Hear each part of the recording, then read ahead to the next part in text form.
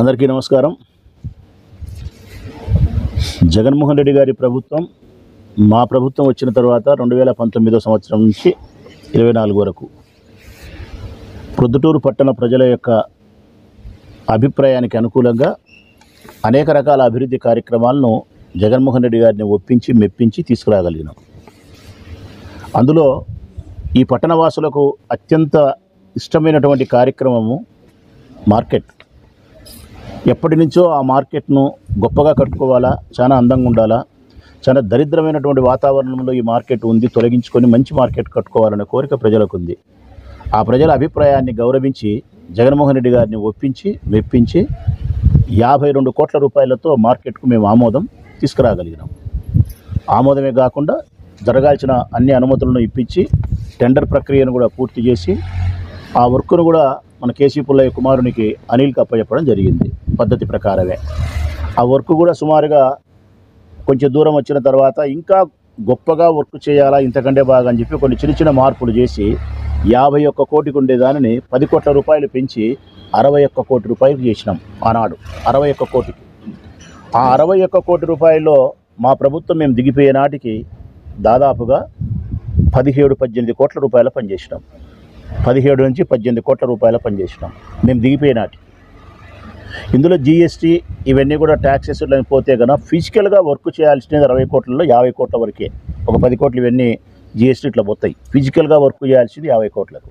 మరి 20 కోట్ల రూపాయలు మేము వర్క్ చేస్తే ఇక తక్కిన 30 కోట్ల రూపాయల వరకు ఈ ప్రభుత్వంలో చేయాల్సిన బాధ్యత ఉంది. అయితే ఇప్పుడు లేటెస్ట్గా జరిగినది ఏంటంటే, ఒక 4-5 రోజుల కిందట ప్రొద్దుటూరు మున్సిపల్ ఆఫీస్కు ఒక లెటర్ వచ్చింది. ఏమని ఆ లెటర్ సారాంశం అంటే కనుక ఇదే ఆ లెటరు. ఈ లెటర్ సారాంశం ఏంటంటే కనుక, రాష్ట్ర ఆర్థిక పరిస్థితి బాగలేదు కాబట్టి మీ మార్కెట్ నిర్మాణానికి కావలసినటువంటి డబ్బులు ఏవైతే ఇవ్వాలనో అవి మేము ఇచ్చేదానికి కొద్దిగా ఇబ్బందిగా ఉంది. అందువల్ల మీ ప్రజల మీదనే భారం వేసి మీ ప్రజలు కట్టే ట్యాక్సుల్లో నుంచే మీ మార్కెట్ నిర్మాణాన్ని మీరు కట్టుకోగలుగుతారా, కౌన్సిల్ నిర్ణయాన్ని తీసుకొని మాకు తెలియజేయండి. అంటే మేము డబ్బులు ఇవ్వలేము, ప్రజలతో డబ్బులతోనే కట్టుకోండి. అంటే ప్రజల డబ్బులు అంటే ప్రజలు కట్టే వాటర్ ట్యాక్స్, ప్రజలు కట్టే ఇంటి పన్ను, నీటి పన్ను, రిజిస్ట్రేషను, ఇవన్నీ ఏమైతే వస్తాయో ఆ పన్నుల ద్వారానే మీరు చేసుకోండి అని చెప్పి రాష్ట్ర ప్రభుత్వం ఈ లేఖ పంపించింది. ఇది అన్యాయం, దుర్మార్గం.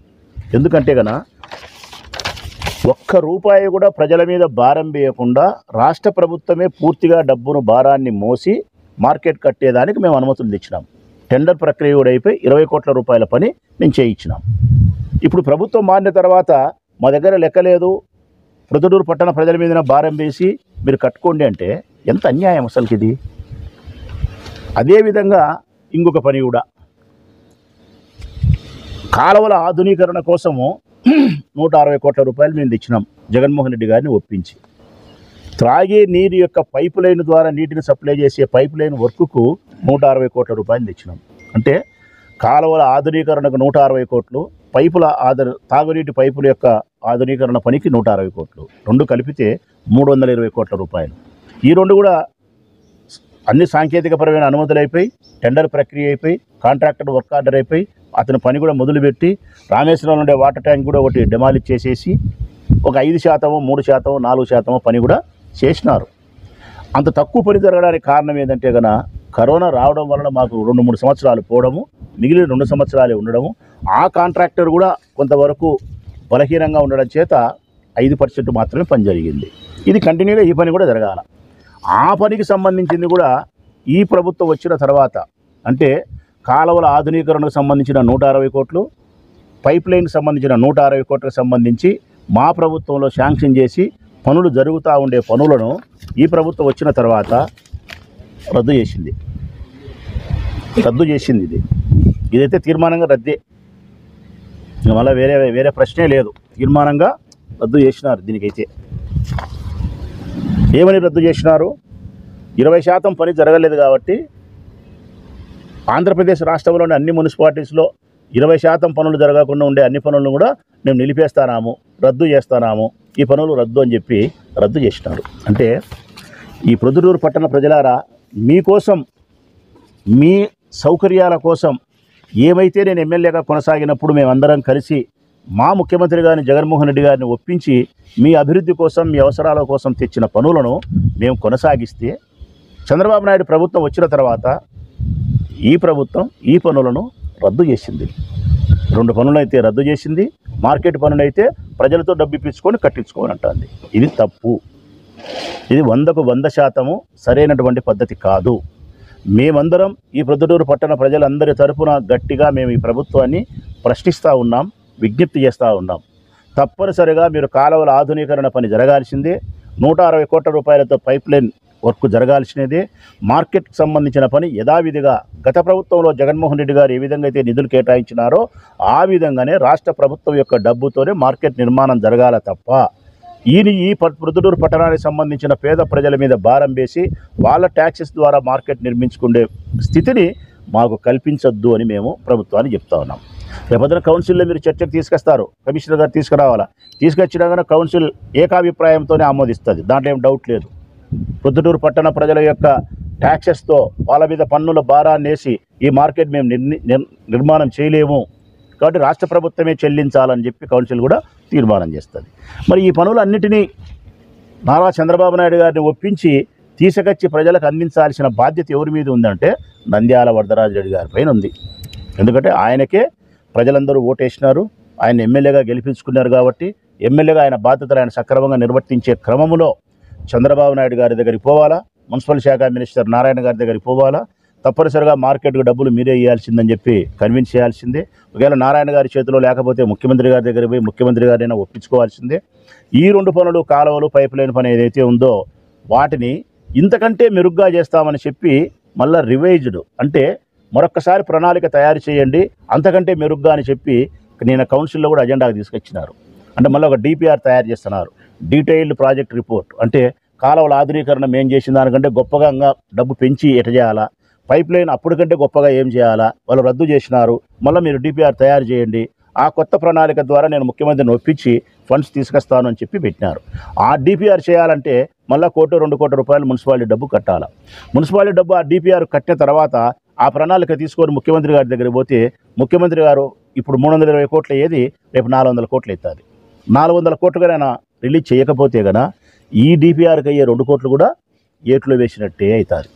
మరి మార్కెట్కే 30 కోట్ల రూపాయలు పెట్టడానికి ఇష్టం లేక ప్రజల చేత పెట్టుకోండి అని చెప్పే ఈ ప్రభుత్వం కొత్తగా మీరు తయారు చేసిన డిపిఆర్ ద్వారా రద్దు చేసిన పనులను మా ప్రభుత్వంలో తీసుకొచ్చినటువంటి పైప్ లైను, కాలువల ఆధునీకరణ రద్దు చేసి ఇప్పుడు మళ్ళీ మీరు డిపిఆర్ తయారు చేస్తే 400 కోట్ల రూపాయలు రాష్ట్ర ప్రభుత్వం ఇస్తుందా అనే విషయంలో నాకు సంపూర్ణమైనటువంటి అనుమానం ఉంది. మార్కెట్ వరకు అయితే 30 కోట్ల రూపాయలు కాళ్ళ వేలబడి ఒప్పించుకునేదానికి అవకాశం ఉందేమో తప్ప ఈ 400 కోట్ల రూపాయలు ఇస్తాడనే దానికి నాకైతే నమ్మకం లేదు. మరి నా నమ్మకం తప్పు అని చెప్పి నిరూపించే దానికోసం వరదరాజిరెడ్డి గారు ఛాలెంజ్గా తీసుకొని ఆ 2 పనులను ముఖ్యమంత్రి గారిని ఒప్పించుకొని కాలువల ఆధునీకరణ తీసుకురావాలా, పైప్ లైన్ వర్కులు తీసుకురావాలా, మార్కెట్కి సంబంధించి ₹1 ప్రజల మీద వేయకుండా యథావిధిగా కొనసాగించే కార్యక్రమం చేయాలి. ఇక మార్కెట్కి సంబంధించి ప్రజలు కూడా చెప్తా ఉన్నా, ఇప్పటి వరకు 20 కోట్ల రూపాయల పని జరిగింది. ప్రజలారా, మేము దిగిపోయే నాటికి 17 కోట్ల రూపాయలు, 18 కోట్ల రూపాయలు పనిచేసినాం. ఈ 6 నెలల కాలంలో ఈ ప్రభుత్వం వచ్చిన తర్వాత కాంట్రాక్టర్ చేసిన పని ఎంత అంటే 2 కోట్ల రూపాయలు. 2 కోట్ల రూపాయలు ఈ 6 నెలల కాలంలో చేసిన పని 2 కోట్ల రూపాయలు. ఈరోజు రేపో ఒక్క స్లాబ్ వేస్తారు, ఇంకా నిలిపేస్తారు. ఎందుకంటే మున్సిపాలిటీ నుంచి డబ్బు పెట్టమన్నారు, మున్సిపాలిటీ వాళ్ళు పెట్టారు. పోనీ ప్రభుత్వం ఇస్తాదా, ఇయ్యదు అని చెప్పి కాంట్రాక్టర్ కూడా నిలిపేస్తాడు. ఇది మళ్ళీ ఆలస్యమే దానికి ఆస్కారం ఉంది. కాబట్టి వరదరాజిరెడ్డి గారు త్వరపడాల్సినటువంటి బాధ్యత ఉంది. త్వరపడమని చెప్పి ఆయనకి విజ్ఞప్తి చేస్తూ ఉన్నాం. ఇక మున్సిపాలిటీ పరిస్థితి కూడా ప్రజలకు చెప్పాలా. ఈరోజు ప్రొద్దుటూరు మున్సిపల్ ఖజానాలో ₹1 లెక్కలేదు, ₹1 లెక్కలేదు. ఎందుకంటే ఉండబడిన లెక్కనంతా కూడా మేముండే సందర్భంలోనే సుమారుగా 100 కోట్ల రూపాయల వరకు అభివృద్ధి కార్యక్రమాలను చేయగలిగినాం. కాలువలు, రోడ్లు.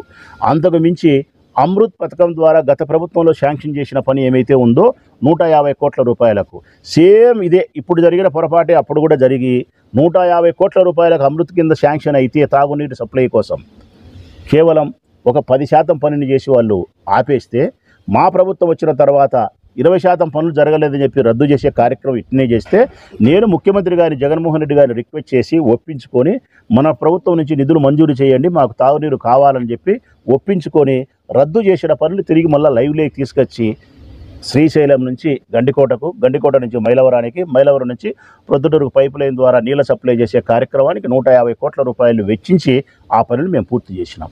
అది ఎట్లయితే పూర్తి చేసినామో ఇప్పుడు మార్కెట్ పనులు కానీ మిగతా పనులు కానీ మీరు పూర్తి చేయాల్సిన బాధ్యత ఉంది. బస్టాండ్ మేమే పూర్తి చేసినాం. రామేశ్వరం ఎట్లే బ్రిడ్జి ఉంది, దాన్ని కూడా పూర్తి చేయాలా. వైఎస్ఆర్ ఇంజనీరింగ్ కాలేజ్ ఉంది, దాన్ని కూడా పూర్తి చేయాలా. మేము తీసుకొచ్చిన అభివృద్ధి కార్యక్రమాలన్నిటినీ కూడా మా బాధ్యతగా మేము తెచ్చినాము. మా బాధ్యతగా ఎంతవరకు చేయాలని అంతవరకు చేసినాము. దేవుని దయ లేకపోవడం వల్ల మేము ఓడిపోయినాము. మీ ప్రభుత్వం వచ్చింది. మీ ప్రభుత్వంలో మిగిలిన సగం పనిని సగం మేము చేసినాం. మిగిలిన సొగపనాన్ని మీరు చేసి ప్రజల హృదయాలలో కూడా ఆ గౌరవాన్ని సగాన్ని మేము సంపాదించుకుంటే మరొక సగాన్ని మీరు సంపాదించుకునే ప్రయత్నం చేసి ఇరువురం కలిసి ఈ ప్రొద్దుటూరు పట్టణానికి మేలు చేసేదానికి ముందుకు పోవాలా అని చెప్పి వరదరాజిరెడ్డి గారికి రిక్వెస్ట్ చేస్తూ ఉన్నా. ప్రొద్దుటూరు మున్సిపాలిటీ దగ్గర అయితే డబ్బు లేదు, అది స్పష్టంగా చెప్తా ఉన్నా. ఎందుకంటే కనుక ఎంత డబ్బులు అవుతాయనేది కూడా ప్రజలకు తెలియాల. ఎంత డబ్బులు అవుతాయనే దానికి కూడా ప్రతి నెల డీజిల్ ఖర్చులు, జీతభత్యాలు, మెయింటెనెన్సు, ఈఎంఐ అంటే ఎవరి మంత్ కట్టాల్సిన ఇన్స్టాల్మెంటు. అమృత్ పథకం కోసం మనం డబ్బు ఏమైతే బ్యాంకు ద్వారా తెచ్చుకున్నామో అసలు వడ్డీ కలిపి 72 లక్షలు కట్టాలి. మనం త్రాగునీటి సప్లై కోసం మనం ఏమైతే డబ్బులు అప్పు చేసినామో మన ఆస్తులను కుదవబెట్టి బ్యాంకులో డబ్బు తెచ్చుకున్నాం. ప్రతి నెల అసలులేకి వడ్డీలేకి 72 లక్షలు కట్టాలి. ఈ 72 లక్షలు కాకుండా 1,70,00,000 రూపాయలు డీజిల్కు, జీతభత్యాలు, మెయింటెనెన్స్ వస్తుంది. అంటే ఎవరీ మంత్ మనకు 2.5 కోటి కావాలి. ఇప్పుడు ఎప్పటికప్పుడు ఆ నెలకు ఊడ్చుకొని పన్నులు రాబట్టుకొని సంసారం జరుగుతూ ఉంది. మున్సిపాలిటీలో డబ్బు లేదు. మనకు ఎంత వస్తుందనేది కూడా ప్రజలకు తెలియాలి. సంవత్సరానికి మన మున్సిపాలిటీకి వచ్చే రెవెన్యూ ఎంత అంటే 40 నుంచి 50 కోట్ల రూపాయలు. అన్ని ట్యాక్సెస్ అంటే వాటర్ ట్యాక్స్ కావచ్చు, ఇంటి పన్ను కావచ్చు, రిజిస్ట్రేషన్ ద్వారా వచ్చే డబ్బు కావచ్చు, రూములు బాడిగలు కావచ్చు, లేకపోతే ఖాళీ స్థలాల జాగాలకు వేసిన బాడిగలు కావచ్చు, పెట్రోల్ బంకు ద్వారా వచ్చే డబ్బు కావచ్చు, ఇట్లా రకరకాల ఆదాయ వనరుల ద్వారా 40 నుంచి 50 కోట్ల రూపాయలు వస్తుంది. ఈ 40-50 కోట్ల రూపాయలు మనం ఎవరీ మంత్ కట్టాల్సినది 2.5 కోట్లు, అంటే 30 కోట్ల రూపాయలు. అందరూ 100% ట్యాక్సెస్ కడితే 40-45 కోట్లు వస్తుంది. మనకి 30 కోట్లు ఖర్చు పోతుంది. ఇంకొక 5 కోట్లు 6 కోట్లు మన దగ్గర మిగులు ఉంటుంది. ఆ మిగులున్న డబ్బుతోనే కూడబెట్టుకొని మళ్ళీ మన అభివృద్ధి కార్యక్రమాలు చేయాలి. 100% ట్యాక్సెస్ కడితే, ఒకవేళ 100% ట్యాక్సెస్ కట్టకుండా 70-80% కడితే మనకు రావాల్సిన 45 కోట్లలో 20% కడితే కనుక 35 కోట్లు 33 కోట్లు వస్తుంది. మనకు 30 కోట్లు అవసరం. అంటే అల్లికల్లి 0 ఇది కూడా ప్రొద్దుటూరు పట్టణంలో ఉండే ట్యాక్సెస్ కట్టే వాళ్ళందరూ తెలుసుకొని ఇది మన సంసారము, మన కుటుంబము, మున్సిపాలిటీకి మనం చెల్లించాల్సిన బాధ్యత ఉంది. చెల్లించిన డబ్బు మన అవసరాలకే పెడుతున్నారు, మన అభివృద్ధి కోసమే పెడుతున్నారని చెప్పి ట్యాక్సెస్ కట్టాల్సిన వాళ్ళు రూమ్ బాడిగలు కానీ, ఖాళీ జాగాలకు కానీ, రిజిస్ట్రేషన్ ఛార్జీల విషయంలో కానీ, ఇంటి పన్ను కానీ, త్రాగునీటి పన్ను కానీ, ఏ పన్నులైనా ప్రభుత్వానికి మున్సిపాలిటీకి చెల్లించాల్సిన పన్నులను విధిగా బాధ్యతగా మన కుటుంబంను భావించి ప్రజలు చెల్లించాలని చెప్పి విజ్ఞప్తి చేస్తూ ఆ వచ్చిన డబ్బుతోనే మీ అభివృద్ధి కోసం వినియోగిస్తామనే సత్యాన్ని మీరు గుర్తెరగాల. అదేవిధంగా రాష్ట్ర ప్రభుత్వం కూడా ఈ మున్సిపాలిటీ ఆదాయ పరిస్థితులను గ్రహించాలా. వారు గ్రహించలేకపోతే వరదరాజిరెడ్డి గారు ప్రభుత్వానికి తెలియజేసి ఈ ప్రజల మీద భారం వేయకుండా మేము తీసుకొచ్చిన అభివృద్ధి కార్యక్రమాలను యథావిధిగా రాష్ట్ర ప్రభుత్వం డబ్బు చేత కొనసాగించాలని చెప్పి 2 చేతులెత్తి విజ్ఞప్తి చేస్తూ ఉన్నాము.